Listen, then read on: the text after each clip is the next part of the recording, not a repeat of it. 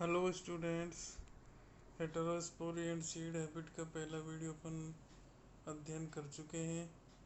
अब heterospory and seed habit की दूसरी वीडियो में हम सीड हैबिट के बारे में अध्ययन करेंगे।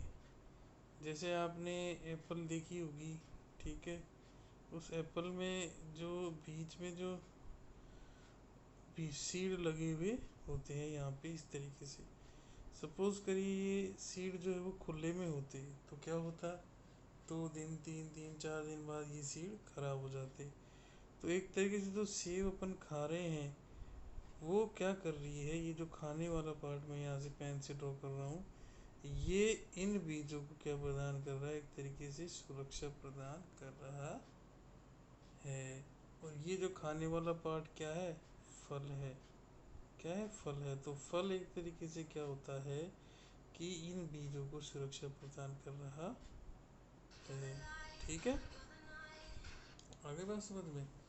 तो अब हो क्या रहा है कि ये जो फल बना है ना, ये फल का निर्माण अंडाशय की या फिर अंडाशय से एक तरीके से इस फल का निर्माण हुआ है। ठीक है। तो ये जो सीड हैबिट मतलब कि बीजों का बनना जो है किससे स्टार्ट हुआ है, जिम्नोस्पर्म में। मतलब अपन देखते हैं एल्गी पढ़ी, एल्गी के बाद अपन ने ब्रायोफाइटा पढ़े, उसके बाद अपन टेरिडोफाइटा भी पढ़ रहे हैं, फिर अपन ये जिम्नोस्पर्म पढ़ेंगे, फिर इसके बाद में अपन एंजियोस्पर्म पढ़ेंगे। ठीक है। तो इन जिम्नोस्पर्म में सीड पाया जाता है, यानी बीज पाया जाता है। ठीक है। यहाँ इन टेरिडोफाइटा से सीड हैबिट यानी कि बीजों का निर्माण एक तरीके से इनमें क्या है, सीड हैबिट यानी कि इनमें ये देखा गया है कि बीज बनने की संभावना देखी गई, परंतु यहाँ पे बीज बन नहीं पाया। बीज बना किनमें, इन जिम्नोस्पर्म में। ठीक है।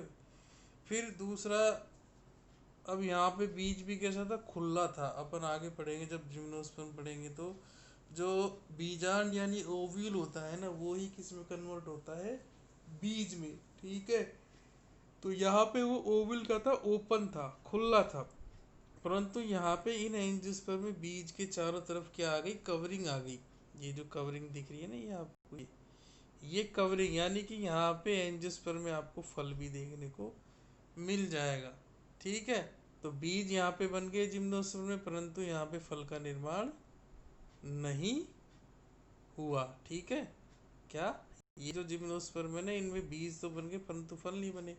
अब यहाँ पे बीज तो है ही और यहाँ पे फल भी बन गए, और यहाँ पे तो सीड हैबिट मतलब बीज बनने की प्रवृत्ति आपको दिखाई देगी। ठीक है। तो देखो, सिलेजिनेला से स्टार्ट हुई थी सीड हैबिट। मतलब सिलेजिनेला एक ऐसा पादप टेरिडोफाइटा है जिसमें आपको बीज बनने की प्रवृत्ति या सीड हैबिट दिखाई देती है। ठीक है। देखो, अब बीज निर्माण के लिए क्या क्या जरूरत पड़ती है, requirement for formation of seed यानी बनने के लिए, निर्माण के लिए जरूरत यानी रिक्वायरमेंट। बीज निर्माण के लिए क्या क्या जरूरत चाहिए होती है एक पौधे को। सबसे पहले तो हेटेरोस्पोरी यानी एक पौधे का क्या होना चाहिए, विषम बीजाणु होना चाहिए। जैसे सपोज करो अपन चलो एनिमल्स का देखते हैं। एक तरीके से अपन खुद बने हैं मानव, तो एक तरीके से अपन मानव भी एक तरीके से कह सकते हैं। किससे बने, आपको देखा होगा जायगोट, जायगोट में विभाजन होते हैं, गेस्टुरा, मोरूला। तो अपन भी एक तरीके से क्या है, एक कोशिका से ही बने।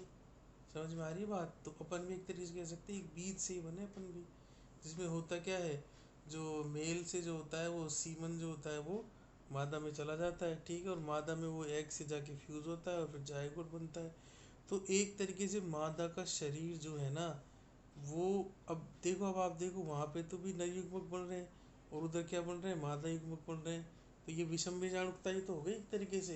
तो इसी तरीके से अब सम बीजाणुकता होती, मतलब एक ही पौधा होता, एक ही होता और उसी में ही male and female sex organ दोनों होते और वही आपस में करता, तो वहाँ पे बीज की भी जरूरत नहीं थी। ठीक है। तो बीज बनने के लिए तो हेटेरोस्पोरी होनी चाहिए। हेटेरोस्पोरी मतलब दो बीजाणुओं का जन्म होना जरूरी है। मतलब हेटेरोस्पोरी का मतलब क्या होगा, production of micro and megaspore. मतलब माइक्रोस्पोर भी बने और मेगास्पोर भी बने। दूसरा, reduction in number of functional megaspore to one in per mega sporangium. अब आप देखो, सपोज करो ये आपके मेगा स्पोरेंजियम यानी कि गुरु बीजाणुधानी है, इसमें यदि कई सारे मेगा स्पोर यानी गुरु बीजाणु बन गए, ठीक है, तो भी बीज का निर्माण संभव नहीं हो पाएगा। क्यों? क्योंकि ये इसमें फिर कई सारे यदि ये मेगा स्पोरेंजियम है, इसमें कई सारे यदि मेगा स्पोर बने तो वो कई सारे मेगा स्पोर आपको होता है कई सारे क्या बना देंगे, फिर आगे चल के मादा युग्मकोद्भिद, फिर उन मादा युग्मकोद्भिद से क्या बन जाएगी, कई सारे एग।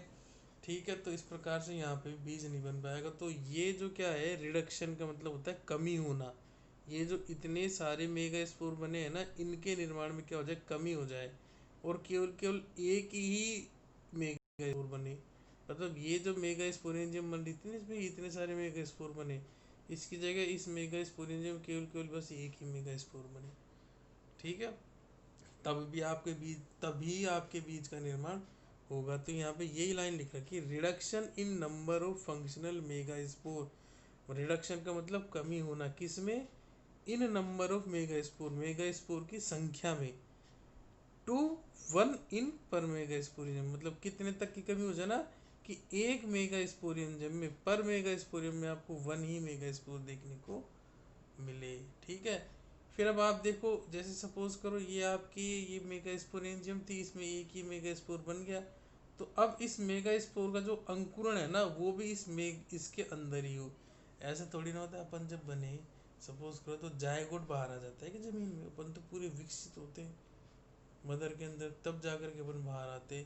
ठीक है, तो इस प्रकार से जो वो मेगा स्पोर बना ना, ये जो मेगा स्पोर बना, इससे अंकुरण क्या बनेगा, मादा युग्म कोद्भिद, उस मादा युग्म कोद्भिद में वही स्त्रीधानी बनेगी, उसके अंदर क्या बनेगा, एग।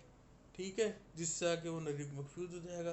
तो ये जो पूरी प्रक्रिया हो रही है ना, ये मेगा की स्पोर से लेकर के वो एग तक बना, वो पूरी इस मेगा स्पोरेंजियम के अंदर ही हो। ठीक है, मतलब जर्मिनेशन और डेवलपमेंट देखो, तो एंडोस्पोरिक जर्मिनेशन, मतलब जो मेगा स्पोर का जर्मिनेशन है ना, वो एंडोस्पोरिक, और डेवलपमेंट भी उसका क्या हो, एंडोस्पोरिक ही हो, तब भी आपके बीज बन नहीं गा। फिर क्या करें, retention of mega spore in the mega sporangium until embryo development, मतलब कि रिटेंशन मतलब कि ठहराव हो, किसका, मेगा स्पोर का, इन मेगा स्पोरेंजियम, उस मेगा स्पोरेंजियम में ही, कब तक, अनटिल एम्ब्रियो डेवलपमेंट, जब तक कि भ्रूण नहीं बन जाता। मतलब कहने का क्या है कि ये जो आपने मेगा स्पोरेंजियम गुरु बीजाणुधानी बनाई, इसमें ये मेगा स्पोर बना, इससे क्या बनता है, वो मादा युग्मकोद्भिद में क्या बनेगा, ये एग बन गया। ठीक है, इस एग से आकर के क्या हो जाएगा, ये पुंगड़ू सपोज करो या नरयुग्मक फ्यूज हो जाएगा, तो फ्यूज होकर के ये जायगोट बनाएगा, जायगोट से क्या बनाएगा, ये एम्ब्रियो बनेगा। तो ये सारा का सारा डेवलपमेंट है ना, किसके अंदर ही चले, इस मेगा स्पोरेंजियम के अंदर ही चले, तब भी आपके बीज का निर्माण हो जाएगा। ठीक है, जैसे आपने सपोज करो, आपने देखा होगा आपके घर में गेहूं पड़ा रहता है, मूंग पड़े रहते हैं साबुत, तो वो एक्चुअली बीज के ही तो एग्जाम्पल है। मिट्टी में बो दो आप उनको, ठीक है, तो वो क्या है, उग जाएंगे, नए पौधे का निर्माण कर देंगे। क्यों? क्योंकि उन बीज में क्या है, भ्रूण उपस्थित है। ठीक है, और वो जिंदा कंडीशन में है, ये और देखो आप, मतलब वो इनएक्टिव फॉर्म में, जिंदा तो है पर इनएक्टिव फॉर्म में मौजूद है वो।